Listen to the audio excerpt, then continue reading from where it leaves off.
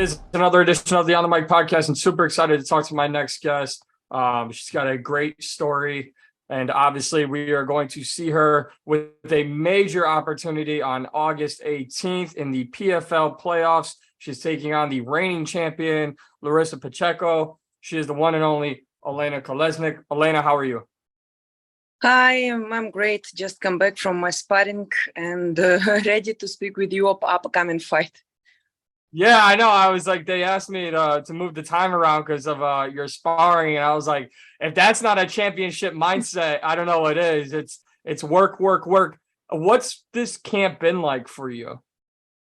Well, a lot of hard work, a lot of preparation physically, a lot of preparation of strategy against Larissa, because it's not our first rodeo with her. So it's camp totally different than any other camp I have before in my life. A lot of special work and a lot of key which can open doors in Larissa's defense. So I worked pretty hard to get the win and to be in the final this year. You did work really hard, and you bounced back from your last fight against her to grab 2 straight wins. When you look back at your first fight with her and you look at who you are now, what are the biggest differences you see in yourself? Well, I definitely grew up as a professional fighter. I definitely grew up as an MMA fighter. Now I'm not only striker, I became total transition to the MMA, and I'm happy to see how from fight to fight I became better and to put my name of the MMA history. Now, Olena, one thing I was very excited to talk to you about, not only because this is a rematch, this is a big opportunity for you, but just where you're from and everything that's gone on in the past year and a half and what you had to go through to get to this opportunity in life. And I think sometimes, especially my podcast, I like to focus on the fighters as people and not just athletes. When you look back to just how everything's gone in Ukraine and everything like that, and you have this opportunity now in your professional career to not just fight for yourself, not just fight for a championship, but to fight for a whole country that is really rooting for you, that's really behind you. What does all that mean to you? Well, I fight for my country already 16 years. There is no fight, no tournament where I not represent Ukraine. So my country, to be Ukrainian, to have Ukrainian blood in my veins, it's everything, especially when my whole family in Ukraine and I'm here alone. So of course it's motivate me to have a voice to tell people the truth about the real situation at home. So yeah, it's a great blessing for me to be alive and speak with you right now and to follow my dreams. Meanwhile, it's not easy. It's not easy to be focused only on the fight, because of course all what happened at home influence on you. But we need to do what we can to do where we are. So to winning and to bring the belt to Ukraine, I know how it changed spirit of my fighters, of my country. So it's pushed me forward to become better and to help my people. I will say personally, as somebody who cares so much about, that situation, it's hard not to get emotional when you fight and hear you talk about it. And I give you all the credit in the world for doing all that you do. How much of it, I know you kind of just touched on it, but how much of it when you're in the gym or when you need to get out of bed to go train and your body hurts and you don't really want to, how much of what's going on back home influences you every day to get to where you're at right now? Well, who cares? I'm still alive. That's all I keep repeat myself. Even today, I actually don't want to go to gym. I don't want to go to spar, but I just repeat myself, Ellen, who cares, Like, you must go. It's just you must to do what you do, even if you don't want to do it. So I pushed myself and I did it. And now I'm speaking with you. Like, sometimes you just need to do what you need to do.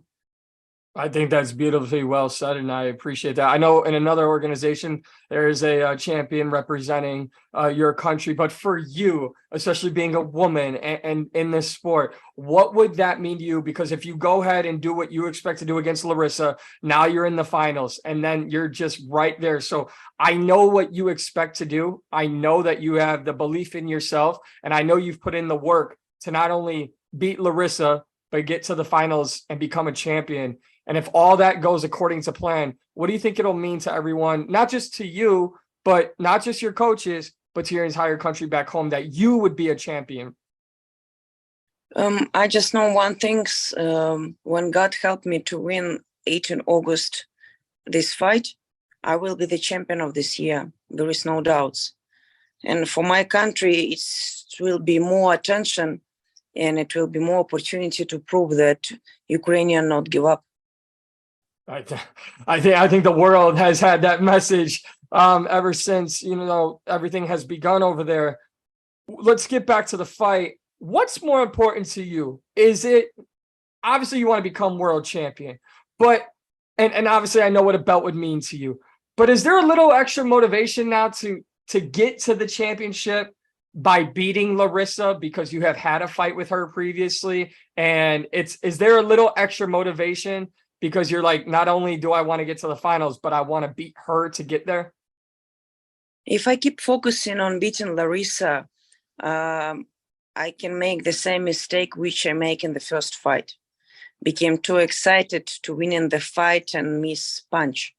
So for me now, like the whole tournament, like which the whole way which I already made in the PFL, the focus only the belt, the focus only to be in the final this year. So we make a great strategy against her weapons. We have a great strategy for this fight. And all I want to do is just my hands raise up. All I want to do just to be in the final.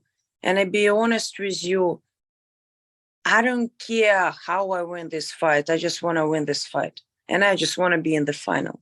Because like to be focused just to beat Larissa, as it will be selfish. And like I can, and it shows that my ego is hurt. I don't have ego.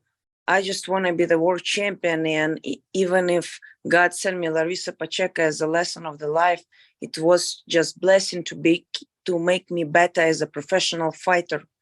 So nobody remember our fights when I became the world champion. Nobody remember the opponents, most of opponents of Muhammad Ali. Everyone remember Muhammad Ali. So the same I look at my fight career. Like I just want to be the world champion, and I don't care whom I lose or who I win. I just want to be the world champion. That's it. I honestly think, and I'm not just saying this because I'm a fan of you, I think that's a very dangerous mindset for your opponents, because if you just remove the name, you remove the person, and you're just focused on the task at hand, I think that makes you a very dangerous fighter and a problem for all your opponents. So what should the fans and all of us watching, what should we expect to see as the biggest difference coming into this fight? I have nothing to lose. The only person who can lose something 18 August, it's Larissa, her status. I have nothing to lose, so I will do everything to get the opportunity to be in the final. So keep your eye on this fight. It's co-main event, Madison Square Garden, so it will be war. How special is it for you to fight in Madison Square Garden? It's obviously where you mentioned Muhammad Ali. So many fighters dream of being at MSG, and you get the opportunity to do it. How special is that to you? It's great, but if you tell me that I need to fight with someone for the belt outside on the street, I will be ready to fight outside of the street, because, as I told you, main focus on the belt and to be the world champion this year. Well, if things go according to plan, and I appreciate all your time, just a couple more questions here for you. If everything goes according to plan and you are world champion by the end of 2023, what's next for you, Olena, because I know, I don't know how much you get into the MMA news, but there's talks of PFL possibly buying Bellator, and what would that do to the season format? Would you want the season and tournament format to continue if the roster grew, or would you like a more kind of original MMA promotion with events multiple times a year all over the world? What would you like? I'll be honest with you, I'm really happy what PFL doing right now for the promo of our tournaments. It's what I personally like. I would like when PFL became bigger, my salary became bigger. Yeah. Because my previous opponent this year make much more, who lost me, make much money than I am. This is I wish to myself. And I wish PFL became bigger and bigger, and I wish them make my salary bigger and bigger either. That's all I wish.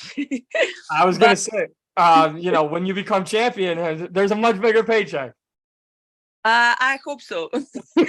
I hope so, but yeah, and for me, all I want to win this belt, and I want to finally see my parents. I want to see my family.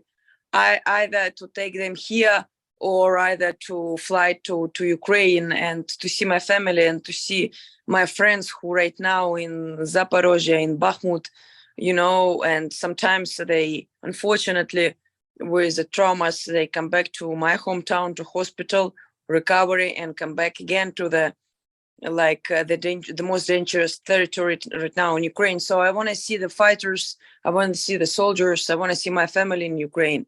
So maybe after the final, when I get this belt, I want to come to Ukraine, inspire my people. I moved here since March last year, so I saw the war by my eyes, because 24 February I was in the capital, in the Kiev. So since 3rd March, I not see my land, I not see my people, I not see my parents. So I really miss my country, and I really miss my people who I love. So I wish to get this belt and see my people. Well, Olena, I try to not get emotional, but like I said, it's very hard because this is the first time you and I are ever talking, and I hope it's not the last. I would love to talk to you again before your next fight, and after you do what you expect to do against Larissa.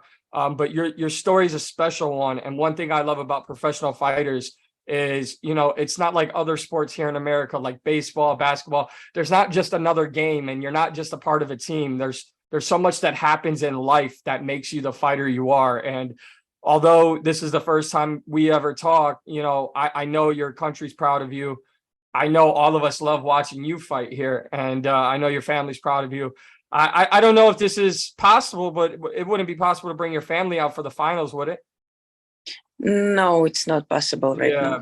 That would have been special. I could only imagine what that would, do for you in that fight. But either way, I can't wait. August 18th on ESPN, Olena Kolesnyk against Larissa Pacheco in the co-main event, the semifinals for the PFL 2023 season.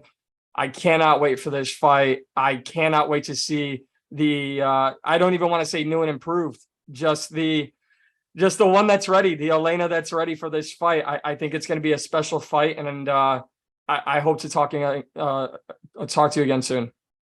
Thank you. Thank you. Bye-bye.